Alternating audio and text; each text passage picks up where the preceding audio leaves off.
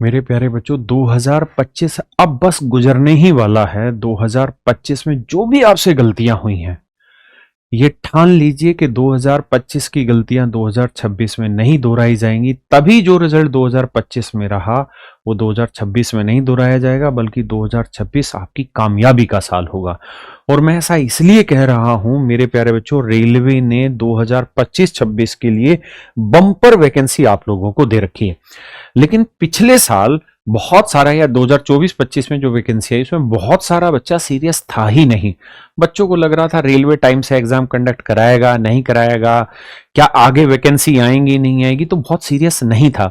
लेकिन मेरे बच्चों, अब रेलवे एसएससी की ही तर्ज पर, या बल्कि एसएससी से भी बढ़िया तरीके से एग्जाम कंडक्ट करा रहा है। और आप नंबर ऑफ वैकेंसी देखिए, आरआरबी एएलपी की वैकेंसी है 9,970। 9,970 मेरे बच्चे। वहीं आरआरबी टेक्नीशियन की वैकेंसी 6,238 है। पैरामेडिकल पोस्टें 434 है। आरआरबी जेई की 2569 पोस्टें। एनटीपीसी ग्रेजुएट लेवल पे 5810 है। अंडर ग्रेजुएट लेवल पे 3,058 है। और रेलवे ग्रुप डी, जिसका एग्जाम अब 27 तारीख से हो रहा है, उसकी वैकेंसी बस आने ही वाली है।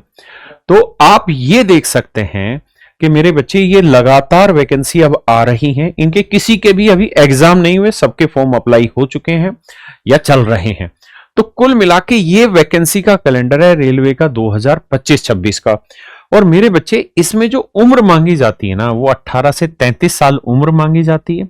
कुछ पोस्टें 10वीं क्लास पे होती है, कुछ 12वीं क्लास पे बेस्ड होती है, और कुछ पोस्टें ऐसी होती हैं जिनमें ग्रेजुएशन चाहिए, स्नातकोत्तर की डिग्री चाहिए, स्नातक की डिग्री चाहिए वहां पर।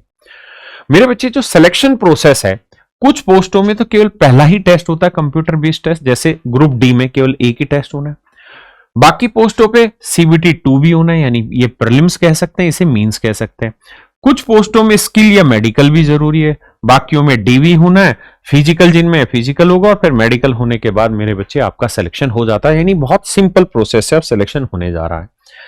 अगर मेरे बच्चे एग्जाम पैटर्न की बात करें, तो किसी भी एग्जाम में, रेलवे के किसी भी एग्जाम में बैठेंगे तो मोटा माटी आपको ये 3 ही सब्जेक्ट देखने को मिलेंगे: basic math, reasoning, GK. GK में स्टैटिक जीके और साइंस दोनों है, और करंट अफेयर।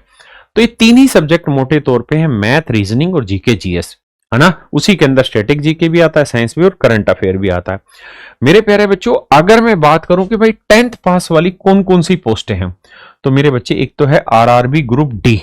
इसमें आपके पास 10th पास हो या आईटीआई आपने कर रखा हो, जैसे पॉइंट्समैन है, असिस्टेंट है, ट्रैक मेंटेनर है, असिस्टेंट लोकोसेड है, असिस्टेंट ऑपरेशन है, assistant operations and assistant TL and AC है। एक पोस्ट थी मेरे बच्चे आरपीएफ कांस्टेबल, लेकिन आरपीएफ कांस्टेबल जो है, ये मेरे बच्चे अब ट्रांसफर हो गई है एसएससी जेडी की तरफ। तो आरपीएफ कांस्टेबल की जो भी वैकेंसी होगी वो एसएससी जेडी के थ्रू भरी जाएंगी। एक है एएलपी, जिसमें मैट्रिकुलेशन प्लस आईटीआई डिप्लोमा अगर किसी के पास है तो एएलपी की फॉर्म भर सकता है। असिस्टेंट लोको पायलट की वैकेंसी होती है।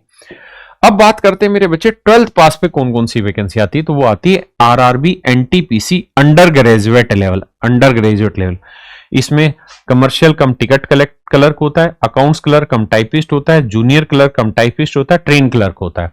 तो जहां जहां टाइपिस्ट शब्द आपको दिखाई दे रहा है, वहां सब में स्किल टेस्ट होगा, मतलब टाइपिंग टेस्ट की रिक्वायरमेंट होगी। और इसके फॉर्म मेरे बच्चे इस समय लाइव हैं, आप फॉर्म भर भी सकते हैं, एनटीपीसी अंडर ग्रेजुएट लेवल। और ऐसा नहीं कि अंडर ग्रेजुएट में ग्रेजुएट वाले नहीं भरेंगे, सब बच्चे फॉर्म भर सकते हैं। अब बात करते हैं मेरे बच्चे, जो जो बच्चे ग्रेजुएशन कर चुके हैं उनके लिए। तो आरआरबी एनटीपीसी ग्रेजुएट लेवल पे एक तो station master, goods train manager, traffic assistant, chief commercial come ticket supervisor, senior clerk come typist, junior account assistant come typist and senior clerk come typist, ये पोस्ट है।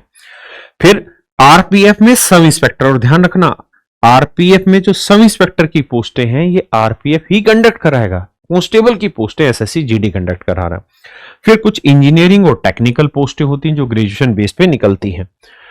मेरे बच्चे, 5 से 6 महीने की ही तैयारी की जरूरत है, और इस 5 से 6 महीने में ही आपका सिलेक्शन हो जाएगा। आपको करना क्या होगा, एक तो कोई ठीक से बैच से तैयारी कर लेनी चाहिए। मैंने लाखों बच्चे ऐसे देखे हैं जो 50 जगह पढ़ते चले गए लेकिन सिलेक्शन कहीं भी नहीं हो पाया। तरीका यह कि एक जगह पढ़िए, सिस्टमेटिक पढ़िए, जहां सबसे बेहतरीन टीचर आपको पढ़ा रहे हो वहां पढ़िए। तो एक कंप्लीट रेलवे का बैच चाहिए मेरे बच्चे। उसके बाद प्रैक्टिस सेट चाहिए, सब्जेक्ट वाइज और chapter wise level wise practice करने वाला हो। और तीसरा है मेरे बच्चे मॉक टेस्ट। और अगर ये तीनों ही चीजें एक ही प्लेटफॉर्म पे मिल जाएं तो उस प्लेटफॉर्म का नाम कुछ और नहीं मेरे बच्चे, सिर्फ कैरियरविल ही होता है। क्योंकि सिलेक्शन मतलब कैरियरविल इसलिए है क्योंकि हम ये सारी ही चीजें आपको प्रोवाइड कर रहे हैं। और ये है मेरे प्यारे बच्चों हमारा रेलवे फाउंडेशन बैच है। रेलवे फाउंडेशन बैच मतलब कंप्लीट रेलवे की तैयारी, चाहे कोई भी पोस्ट हो, सारी यहां से हो जाएंगी। जैसे मैथ में मेरे बच्चे प्रकाश सर लाइव पढ़ा रहे हैं, मेरा वीओडी मिल जाएगा, अभिनय सर का भी इसमें रिकॉर्डेड बैच मिल जाएगा। रीजनिंग की बात करें तो भरत सर लाइव पढ़ा रहे हैं और मॉक टेस्ट की प्रैक्टिस करा रहे हैं, अरुण सर का रिकॉर्डेड मिल जाएगा, पीयूष सर रीजनिंग वाले का रिकॉर्डेड सर का रिकॉर्डेड हिस्सा मिल जाएगा। साइंस में पूरी टीम लगी हुई है। उसके बाद मेरे बच्चे कंप्यूटर में यतेंद्र सर का लाइव प्लस वीओडी है, पॉलिटी में शिवांश सर और अभिषेक सर हैं मेरे बच्चे, ज्योग्राफी में विकास राणा सर और विवेक सर हैं, हिस्ट्री मेरे बच्चे यश रावत सर और अभिषेक सर हैं, इकोनॉमिक्स है और इसी तरह से स्टैटिक जेके हैं। तो मेरे प्यारे बच्चों ये जो बैच है ये अपने आप में एक कंप्लीट बैच है, रेलवे फाउंडेशन बैच है। ये बैच मेरे बच्चे 24 नवंबर से स्टार्ट होने जा रहा है और ये तीनों ही समस्या का समाधान करेगा। ये कंप्लीट बैच भी है, आपको ऑनलाइन फ्री मॉक टेस्ट भी मिलेंगे, सेक्शनल मॉक टेस्ट मिलेंगे, चैप्टर वाइज भी मिलेंगे और कंप्लीट भी, और प्रैक्टिस सेट भी कराई जाएगी। तो मेरे बच्चे आंख बंद करके इस बैच में अपने आप को एनरोल कर लीजिए। अभी के अभी जाइए कैरियरविल ऐप पर और रेलवे फाउंडेशन बैच सर्च करेंगे या देखेंगे तो रेलवे फाउंडेशन बैच आपको दिखाई दे जाएगा। नमस्कार, धन्यवाद आप सभी को। उम्मीद करता हूं कि आप इन प्रयासों को अच्छे तरीके से देखेंगे और अपने जीवन को 2026 अपने जीवन में सबसे उत्तम साल बनाने का प्रयास करेंगे। नमस्कार, धन्यवाद।